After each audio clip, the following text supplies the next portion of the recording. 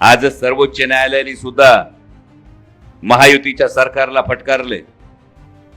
पुण्यातली शेतकऱ्यांची जमीन अधिग्रहित केली गेली, त्याच्यावर सरकारने बांधकाम केलं दादा, पण सरकारच्या जमीन अधिग्रहणाचे पैसेच लोकांना दिले नाही।